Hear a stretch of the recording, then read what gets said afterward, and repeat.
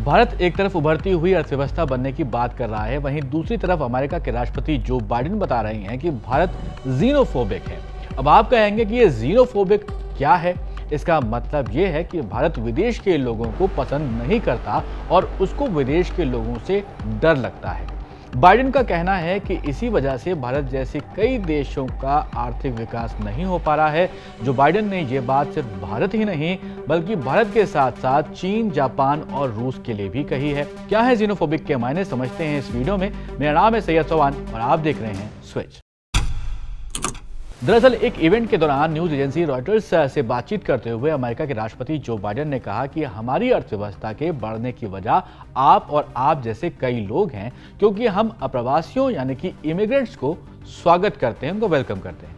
फिर आगे उन्होंने कहा कि चीन आर्थिक रूप से इतनी बुरी तरह क्यों रुक रहा है, जापान को परेशानी क्यों हो रही है। रूस और भारत का नाम लेते हुए उन्होंने कहा क्योंकि वो ज़ेनोफोबिक हैं, वो अप्रवासियों को नहीं चाहते हैं, अप्रवासी ही हमें मजबूत बनाते हैं। ज़ेनोफोबिया शब्द का मतलब क्या होता है वो समझते हैं। वैसे इस शब्द यानी कि ज़ेनोफोबिया को और डिटेल में समझें तो इसका मतलब होता है विदेशियों, उनके रीति रिवाजों और उनके धर्मों को पसंद ना करना या उनसे डरना।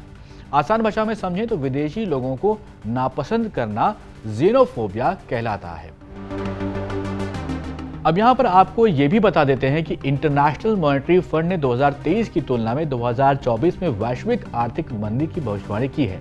उनका अनुमान है कि जापान जैसी विकसित अर्थव्यवस्थाओं में मामूली 0.9% की ग्रोथ से लेकर भारत जैसे विकासशील देशों में 6.8% की मजबूत वृद्धि हो सकती है। IMF ने अमेरिका के लिए 2.7% की विकास दर की भी भविष्यवाणी की है, जो पिछले साल 2.5% से थोड़ा बेहतर नजर आता है। आप सभी जानते हैं कि 2024 में अमेरिका में चुनाव होने हैं और चुनाव में देश की जनता को लुभाने के लिए अक्सर नेता ऐसे बयान देते आए हैं। जो बाइडेन और डोनाल्ड ट्रंप इस बार अमेरिका के चुनाव में आमने सामने होने वाले हैं। जिस इवेंट में जो बाइडेन ने यह बयान दिया वो एक फंड रेजिंग प्रोग्राम था, जहां जो बाइडेन अप्रवासियों का समर्थन करते हुए आए हैं, वहीं पे डोनाल्ड ट्रंप ने खुद को बतौर अप्रवासी विरोधी पेश किया हुआ है। ट्रंप ने सत्ता में वापस आने के बाद अप्रवासन पर पाबंदी लगाने और इसके खिलाफ कानून बनाने का वादा भी किया है। बाइडेन के बयान के आने के बाद अप्रवासी विरोधी लोगों में विरोध देखने को भी मिला है। इन लोगों का मानना है कि अमेरिका में अशांति की वजह जो है वो बाहर से आए हुए लोग ही हैं। लेकिन बाइडेन के इस बयान के बाद भारत में भी हलचल हो गई कि बाइडेन ने आखिर ऐसा क्यों बोल दिया कि भारत इमिग्रेंट्स को पसंद नहीं करता। अब डेटा पर भी नजर डाल लेते हैं। कई मीडिया रिपोर्ट्स में इस बात का दावा मिलता है कि अमेरिका में पिछले एक दशक में पॉपुलेशन उम्रदराज हुई है। 1996 में यूएस में जो इमिग्रेंट्स काम कर रहे थे उनकी पॉपुलेशन 12% से कम थी और लेटेस्ट डेटा के हिसाब से यानी 2022 की हम यहाँ पर बात कर रहे हैं तो ये 18% तक पहुंची है।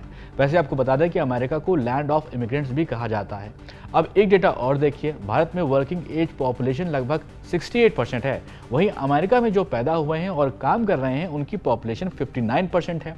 अब इससे ये बात तो साफ होती है कि भारत को नौकरियों की ज़रूरत है लेकिन काम करने वाले लोगों की ज़रूरत नहीं है और इसीलिए यहाँ पे इमिग्रेंट्स वर्किंग पॉपुलेशन की ज़रूरत नहीं है। वर्किंग एज पॉपुलेशन की ज़्यादा ज़रूरत अमेरिका को हमेशा से रही है, इसीलिए उसको इमिग्रेंट्स वाली देश भी कहा जाता है। खैर, इस घटना के बाद अब अमेरिका की तरफ से क्लैरिफिकेशन आ गया है कि भारत और जापान जैसे दोस्त देशों को जो बाइडेन नाराज नहीं करना चाहते हैं। व्हाइट हाउस की प्रेस सेक्रेटरी हैं कैरीन जीन, उन्होंने कहा है कि बाइडेन का ज़ेनोफोबिक वाला कमेंट एक ब्रॉडर कमेंट था। हमारे सहयोगी देश अच्छी तरह जानते हैं कि ये राष्ट्रपति उनका कितना सम्मान करते हैं।